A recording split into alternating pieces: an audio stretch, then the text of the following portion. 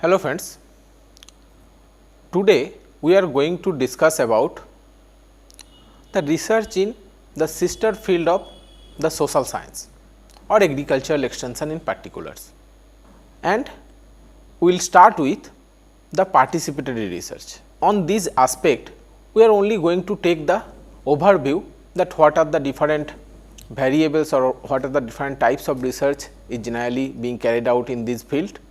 Okay. We will not go in depth into the research aspect particularly which is concerned in these sister fields. We will only take the overview. So, first we are going to talk about, or I am going to discuss about a research which is known as a participatory research. So, as I already told that the most of the research in the social science field, okay, that is generally carried out by sample survey method. Now, what happened in case of the sample survey?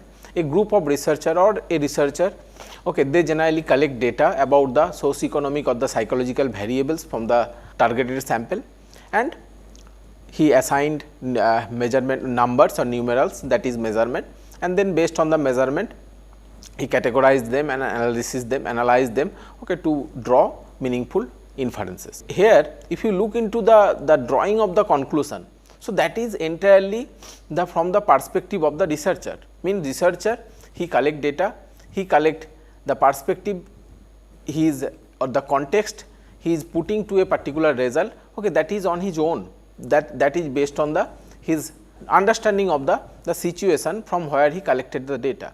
Okay. So, one of the social scientists, okay, one of the social scientists who was named as Robert Chamber, okay, so he has a totally different idea about, or he was totally opposed to this particular paradigm. Though his idea was not directly related with the research, okay, his concern was the rural development, that how the rural development work is being carried out by using the survey research as a main tool for understanding the rural situation. So, his point was that, so it is never possible for an external researcher to understand the intricacy or complexity of the social relation. So, to draw meaningful conclusion about the social relations or how the different variables operate into the actual situation, that must be done by the actual respondent.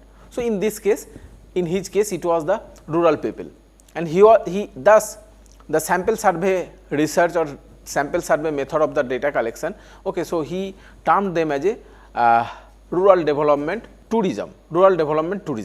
Okay. So, that is the basic of the this participatory research. Means the research to be meaningful or to draw meaningful conclusion about the social relation, or to draw meaningful conclusion, okay, so it should not be the researcher alone, okay, in that particular process. It should also come from the about whom the data is being collected. Their perspective can only be captured from when you involve them into the research process. Okay. So, that is the basics of the participatory research. Okay. So, that means the participatory research is the reallocation of the power of the researcher to the participant or the actual sample from whom the data is being collected.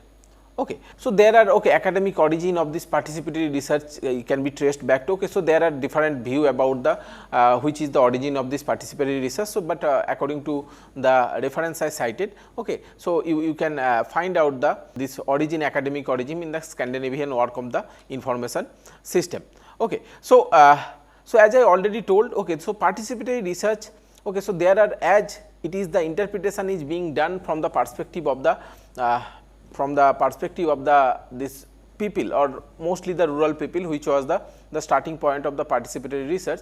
Okay. So, there are a variety of tools are generally used, okay, so which is different from the tools generally used by the social science researcher. Okay. Like the participatory research mostly depend on the comparison rather than the measurement. Okay. They more depend on the group approach, they are more dependent on the visual methods, okay, for collection of the data or also the interpretation of the data. Okay. As it is generally assumed that the rural people, okay, so when this particular methodology or this particular this trend was started, okay, the rural people are lesser educated than the urban people or the researcher himself. Okay. So it is better, okay, if they can understand the situation better if the visual tools are used. Okay. So that's why instead of the survey method on which the most of the social science researcher are dependent on, or the similar structured method like questionnaire, like maybe participant or structure observation. Okay. So here we use a mix of the method and more this dependent, and these methods are more dependent on the comparison and more dependent on the visual aspect. Okay. So for that, so that's why the participatory research use the group method like focused group interview. It use the Venn diagram and matrix ranking. Okay. So these are the some of the tools. Okay. So you can look into this the famous book written by the Robert Chamber, as well as the famous book written by the Neela Mukherjee. Okay. So to look into to know the in depth about the different aspect of the participatory research, particularly the participatory methods. Okay. So we'll complete our discussion on the participatory research with mentioning some of the principles, okay, which are the cornerstone of the participatory research, along with the some of the limitation and advantage which you must keep into the mind. Okay. So first cornerstone of the participatory research is the triangulation. Okay. So triangulation means the cross checking, or it means the comparing, okay, by different means at different times. Okay. So because in case of the participatory research, as so if you compare the participatory research with the survey research, in case of the survey research there are definite method for the sample selection of the sample, there are mechanical process to decrease the error, and there are the process what should be your sample size, who should be your sample. Okay. But in case of the participatory research, these checks are not there. Okay. So to improve the reliability of the data, or to improve or decrease the error rate in the data, this triangulation means the cross checking and comparing by using the different means at the different point of time is generally carried out. So multidisciplinary team means the participatory research involve generally the expert from the different field along with the respondent. Okay. So now in terms of the expert, okay, so they generally came from the diversified field, but which are complement to each other. Okay. So the basic idea was that the social facts are so complex. Okay. So it should be complemented by a number of experts from the number of different field. Okay. So it will give you the better, diverse and in-depth view of the situation involved. Okay. So mix of technique. Okay. So unlike the survey research method, which is mostly dependent on the questionnaire or the interview schedule. Okay. So a number of visual as well as these verbal techniques are generally used. Okay, in case of to carry out the participatory research. As I already told, it may be focused group interview, it may be the visual tool like Venn diagramming, it may be wealth ranking, it may be seasonal diagramming. Okay, and each tool are actually complement each other to make the participatory research more reliable, or data in the participatory research more reliable. Okay, flexibility and informality. Okay, so this formalness in the interview schedule or the questionnaire we talked about, of the sample survey research, that generally not there in case of the participatory research, and it can be, the method can be chosen based on the background of the respondent or the perspective of the respondent. Okay. Involvement of the community, it is the cornerstone of the whole concept of the participatory research. And another important principle is the optimal ignorance and appropriate imprecision. Okay. So optimal ignorance and appropriate imprecision means that you only collect that data which is absolutely necessary. So over collection of the data or unnecessary importance on the accuracy, that should not be there. Okay. So and last one is the on the spot analysis, as the whole concept of the participatory research is to capture the perspective of the respondent also. So that's why, so the on the spot analysis or analyzing the data from the perspective of the respondent is only possible when you do that analysis at the spot. Okay. So that these are the some of the principle for the participatory methods, or you can alternatively you can tell that the participatory research. Okay. As most of the participatory research are carried out with the target of the implementation of the research result for the improvement of the community. Okay. So now as I was talking that there are certain advantage and limitation of the this participatory research are there. Okay. So what are the advantage? The advantage of the participatory research is that it enables the researcher or external researcher to get the internal perspective, that is the perspective of the respondent. Okay. Also the participatory research, okay, it is very suitable for the in-depth analysis or in-depth collection of the data. Okay. And also it is suitable for the capturing the trend or capturing the changes, okay, where the no baseline data are available. Okay. And as I told that the emphasis on the participatory research in the comparison, not on the measurement. But the participatory research has a one important limitation, that it is basically a qualitative techniques. Okay. So qualitative technique, okay, so a number of aspect of the scientific research or a number of absolutely required characteristics of the scientific research may not be fulfilled, okay, when you take up a research using the qualitative tools like or qualitative design like participatory research. Okay. And also the participatory research methods are the more suitable for the homogeneous and small community. Okay. It is not suitable for the very large or community or which is highly heterogeneous in nature. Okay. So and the carrying out the participatory research required much more social skill than the conventional research which generally being carried out by the different sample survey tools like questionnaire, interview schedule, etc., etc. Okay. Next type of research today we will discuss about, that is the media research. Okay. So now those people or those students who are who are from the agricultural extension field, okay, they may know that the communication is the integral part of the agricultural extension discipline. But not only the communication is the integral part of the extension discipline, it is also the part of the social scientific research, because okay, so in social science we generally deal with the psychographic or sociographic profile of the individual. Okay. And in development of this psychographic profile, okay, this communication through the media, maybe mass media, maybe print media, maybe the interactive media like internet or the social media. Okay. So that plays a very important role. Okay. So that's why, okay, to look into the different aspect of the media research is also required. Okay. So in case of the media research, particularly the print mass media research, we generally look into a number of aspects like reach, frequency, gross rating point, like that. Okay. So what is reach? So reach is simply the total number of household who generally will be exposed to a particular message in a particular medium at least once in 4 weeks. Okay. So that means it is the cumulative audience, and that is expressed generally in the percentage terms. Okay. So that means if we talking about this reach is 40%. Okay. So that means 100, which is the total population, 40% people are getting exposed to this particular message in that particular medium. So at least once in a 4 week. Okay. So the next aspect we generally try to look into in the media research, that is the frequency. Okay. So frequency is simply the number of exposure to the same message which each household receive. Okay. So frequency is generally calculated by the formula, that total exposure by the all household divided by the reach. Okay. So if this total exposure may be the 400 and reach may be the 40%, so this frequency will be 10. Okay. So another tool or another concept we generally use in case of the media research, that is the GRP. Okay. So GRP is it is the short form of the gross rating points. Okay. And this GRP is basically it is used for the comparison of the different media. Okay. So now if you want to compare the media A with media B, which have the different reach and frequency. Okay. So we generally calculate the gross rating point, or the formula of it is the reach into the average frequency. Okay. So that means if there is a media which is maybe the termed as A, and it have a maybe it have a reach of the 40 and it have the frequency of the 2.5, and there may be another media that may be termed as media B that have the higher reach but may have the less frequency. Okay. That is 1.8. Okay. So that means, okay, so if you go to the formula of the frequency, so that is the formula of the frequency is this total exposure by reach.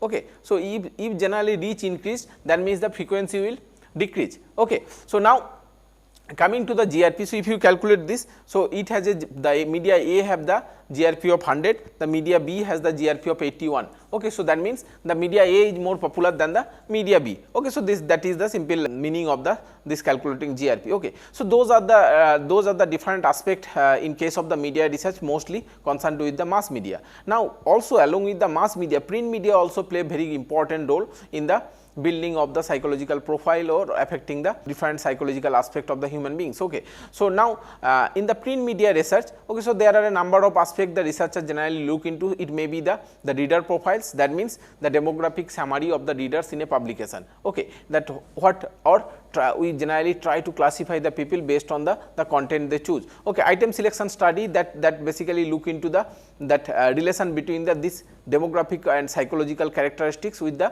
specific news article, content category, etc., etc. Okay, so it is the extension of the study of the reader profiles. Okay, so another type of research we generally look into, that is the user gratification. So user gratification theory is basically telling that we exposed ourselves to the this different print media or mass media. So because we receive certain award, or we perceive to receive certain awards by exposing ourselves to those particular media. Okay, so by taking this particular user gratification theory as a basic. Okay, so this user gratification studies, they generally look into the motives which lead to the particular periodical reading or particular newspaper reading, and the personal psychological rewards different people receive from this obtain from this particular exposure. Okay, so also some of the you can carry out research in case related to the print media, that is falls under the editor reader comparison category. Means it basically the differences in the perception between the editor and readers about the what should be the content,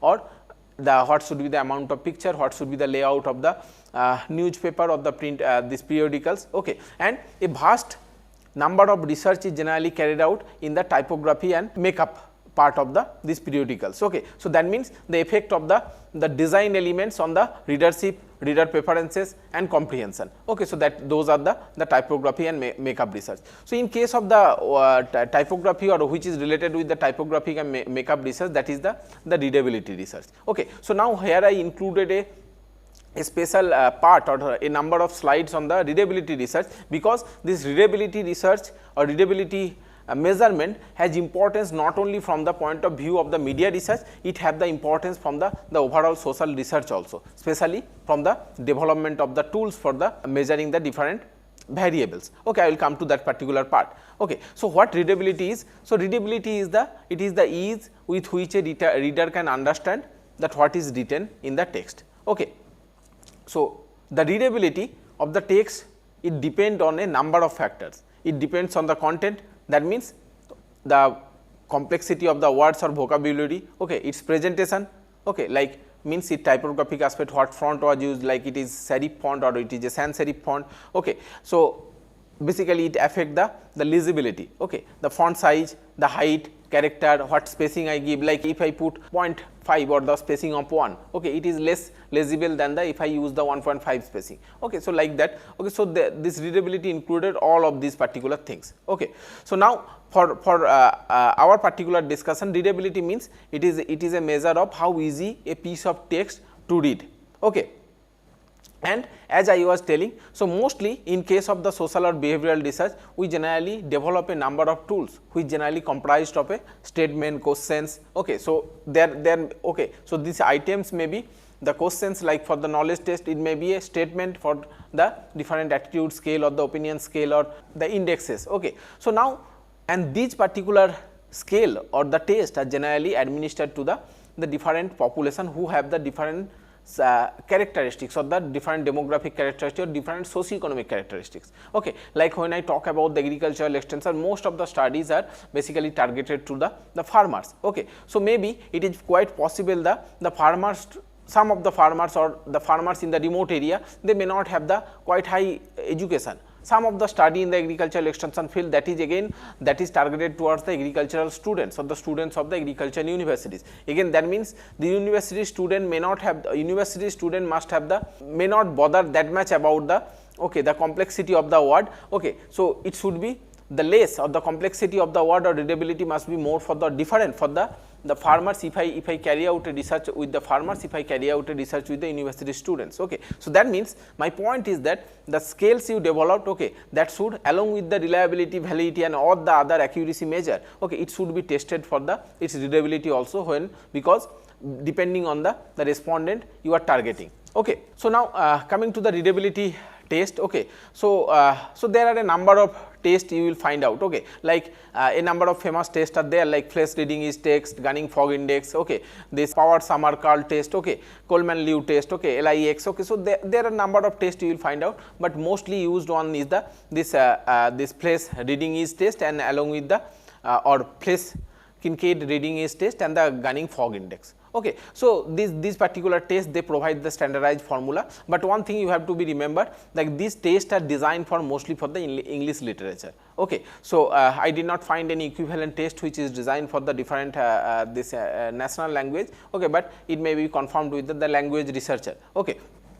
So, now we coming to the Flesch Kincaid reading is test. It is a again as I told, it is designed for the English test, and this test is mostly focuses on the polysyllabic words and polysyllabic words and the long sentences. Okay. And you after using this particular this formula, you generally get a score which range from 0 to 100. Okay. And higher score in the Flesch reading is that indicate the higher readability. Lower score, okay, that basically indicate that it is the lesser readability or the greater difficulty in reading that particular test. Okay. So, that means if you get a score result, test result or the this particular form this index result less than 40, that means it is the suitable for the college graduate. Okay. So, so that is the another part of this this particular Flesch Kincaid reading formula, that the score is again classified for the educational grade level of the students. Okay.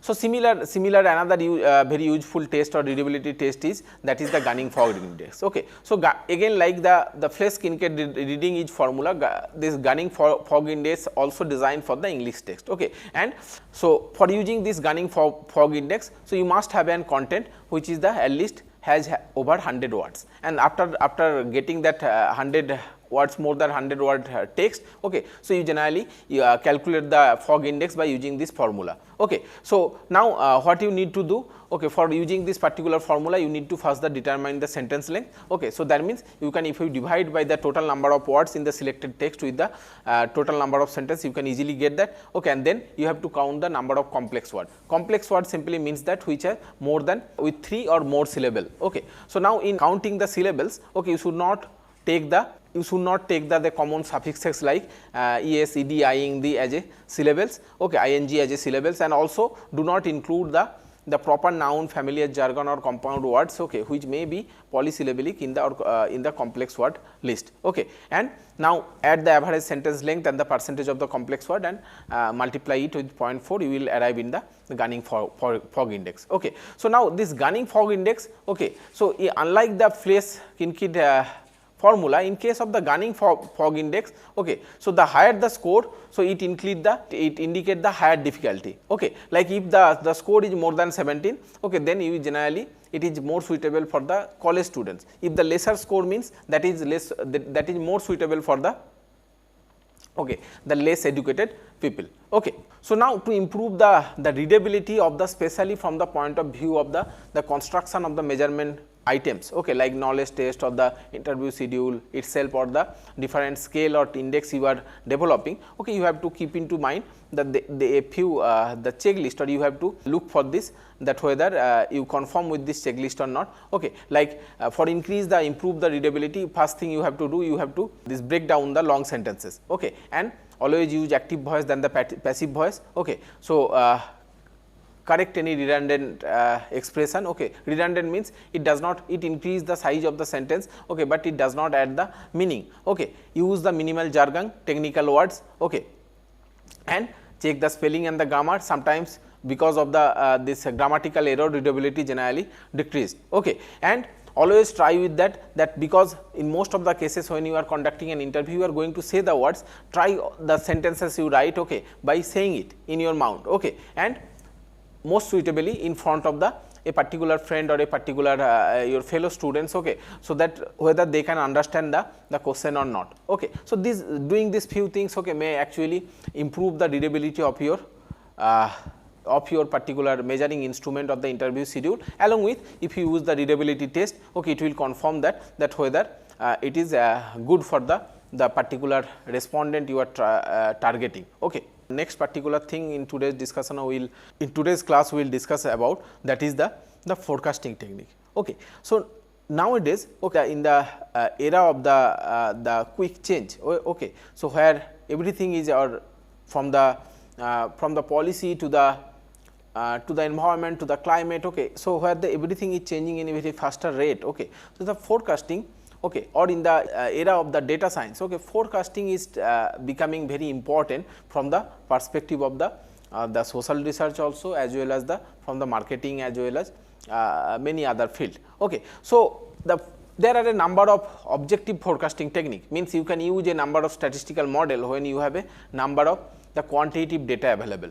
Okay. But what about you do not have any quantitative data about the phenomena or about the aspect you are trying to forecast with. Okay. So, in this relation, one particular subjective method of the forecasting, okay, nowadays gaining importance in terms of its being used in the different research. Okay. So, it is known as the Delphi technique. Okay. So, Delphi technique is not a new technique, it was developed in 1950, okay, and developed by the mainly by the Olaf Helmer and his colleagues in the Rand Corporation. Okay. And this technique was first used for the technology forecasting studies initiated by the Rand Corporation in for the American military in 1944, and from that particular point of time it is being used, it has been used hugely, okay, in healthcare, medicine, education, business, management, technology, okay, innovation and develop policies. Okay. So, from the context of the social science and particularly from the agricultural extension field. Okay. So, nowadays this so forecasting in the different complex social issues by using this Delphi technique is gaining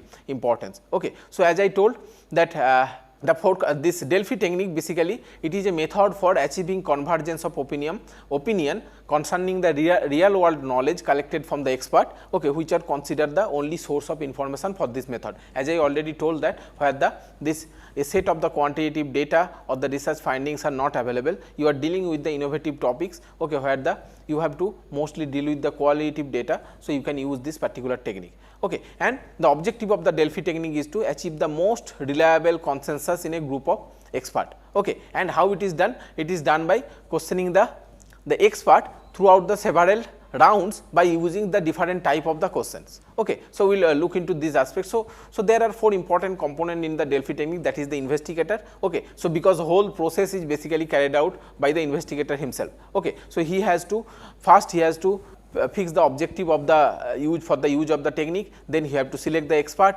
he have to frame the questions, okay, and he have to also do all the analysis part, and at the end, okay, he have to do inferences or make the interpretation out of the findings. Okay. Next group is the expert. Now, expert should be linked with this particular the objective of the problem or the area on which the forecasting is being made. Okay. But here the expert pool should be diversified in nature. Okay. As you have more diversified expert who have the different knowledge or who have the different background, the more innovative solution you will get. Okay. So, now in case of the size of the panel, now it depends on from the research to research. Okay. So, like for the scientific research, okay, many authors or many researcher they recommend that up to 25 that should be the number of expert in the panel. Okay. Like for the educational research, it may be that 10 to 25 expert may suffice. Okay. So, now it depends on the different type of research. Okay. And lastly the design. So, how it is being carried out? The Delphi technique, the first and open ended set of the questions are sent to a number of the expert for their or diversified or innovative opinion. Okay. So, the idea is to collect the most wild idea which is possible from the expert. Okay. Now, after the first round, so the next round or all the next round are basically carried out by using the close ended question, where this particular findings. Okay. So, after the finding out or after categorizing the responses you received from the researcher received in the first round, okay, into the more discrete categories, those are basically sent to the this expert in an anonymous way. Okay, so each of the expert they do not know each other. Okay, now they generally reflect on the usability of those particular strategies. Okay, from the you can use the different dimension also, like whether these strategies are applicable, how much cost involved in those strategies. Okay, and after getting those response from the second round, okay, the trend is generally analyzed, and that in the third round, along with the okay, so along with those particular strategies which are selected through the second round, okay, the trend analysis what you did, okay, that also sent to the expert as a input. Okay, so now in the light of the findings in of these findings, they again rate those particular strategies. Okay, so until and this process generally continue until and unless, okay, there is a consensus generally start to arrive on those strategies. Okay, now this consensus for calculating that or for estimating that whether there is a consensus, the expert are they are arriving at the consensus or not. Okay, the number of the statistics or the statistical tests are generally used, like the quartile range, interquartile range. Okay, those are the most used statistical tool, okay, or statistical formula, okay, that is used for calculating the consensus. You may find out in the, if you go through the literature, you may find out a number of the other similar tools also. Okay. So now with this particularly 3 different methods, like the participatory research and your media research, and along with the subjective forecasting, okay, using the Delphi technique, okay, we will conclude our today's lecture. Okay, for the Delphi method, along with the regular textbook, I suggest, okay, you can look into this particular articles also. You may find out a number of interesting article if you search the internet too. Okay, so with this we will close our today's discussion, and with this, thank you.